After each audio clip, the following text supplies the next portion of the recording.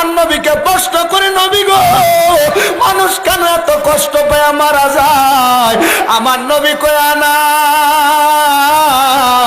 ও হযরতে আনাস শোনো, মানুষ কেন এমন ভাবে মরণের সময় বিছানায় প্রস্রাব পায়খানা করে দেয়, নাকে মুখে দিয়ে রক্ত বাইর হয়, মানুষ কেন চোখ উল্টায়া দেয়, মানুষ কেন জিহ্বায় কামড় দিয়া দেয়? শোনো রে আনাস, মৃত্যুবরণ করার সময় ওই বান্দার দেহ থেকে রূহটা আলাদা করার জন্য আমার আল্লাহ তাআলা একজন ফেরেশতা পাঠায়, যার নাম আজরাইল।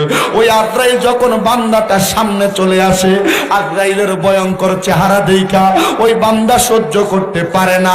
বান্দা ডাক দিয়া কয়, আজরাইল রে,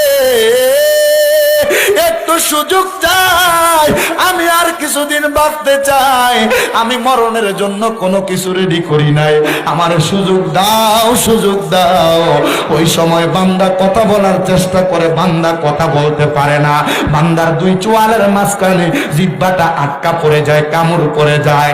আর আজরাইল শুনো, ওই বান্দার জিহ্বা যখন আটকায়া যায়, বান্দা তার চোখের ইশারা দিয়ে আজরাইলের সঙ্গে কথা বলার চেষ্টা করে। রে গলা চিপার মানুষ, ও নারায়ণগঞ্জের মানুষ, আজরাইলের ভয়ঙ্কর চেহারা দেখা ওই বান্দা সহ্য করতে পারে না, বান্দার চোখগুলা উল্টায়া যায়, বান্দা কোনো কথা বলতে পারে না, চোখের ইশারা দিয়া বুঝাইতে পারে না। আজরাইলের ভয়ঙ্কর চেহারা দেখা বান্দার ঘাড়ের শাহরগ গুলা ঠাস ঠাস করে ছিঁড়ে যায়, বান্দা রক্ত চলাচল করতে পারে না। তখন বান্দার রক্তগুলা তার নাক আর মুখে দিয়া বাইর হয়। আজরাইল যখন ওই বান্দার বুকের মধ্যে থাবা দেয়, বান্দা ভয়ে বিছানায় প্রস্রাব পায়খানা করে দেয়। এ মুসলমান, ওই বান্দা কিন্তু ইমানদার না। যেই বান্দা এমনে কষ্ট পাইয়া মারা যায়, ওই বান্দা কিন্তু সাচ্চা পাক্কা মুমিন না। যেই বান্দা এত কষ্ট পাইয়া মারা যায়, নবী গো,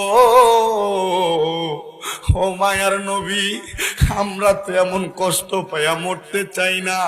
আমার নবী কয়, দুনিয়াতে আল্লাহ তাআলার পথ মতে চলাফেরা করো, আমি নবীর পথ মতে চলাফেরা করো, আল্লাহ তাআলার কোরআনের বিধান মোতাবেক চলাফেরা করো। মায়ার নবী গো, নবী গো, যদি আল্লাহ তাআলার বিধান মোতাবেক চলাফেরা করি গো, তাহলে আমাদের মরণ কেমনে হবে? আমার নবী বলে, উম্মত, আজরাইল আসার আগে আমার আল্লাহ ইমানদার বান্দার কাছে দুইটা রহমতের ফেরেশতা পাঠাইবো। আরে আজরাইল তো আসবে অনেক পরে, কিন্তু আজরাইল আসার আগে ইমানদার বান্দার কাছে দুইটা ফেরেশতা আসবে। একটা ফেরেশতা ইমানদার বান্দার মাথার কাছে বসবে, আরেকটা ফেরেশতা ইমানদারের নাকের ডগাটার মধ্যে বসবে।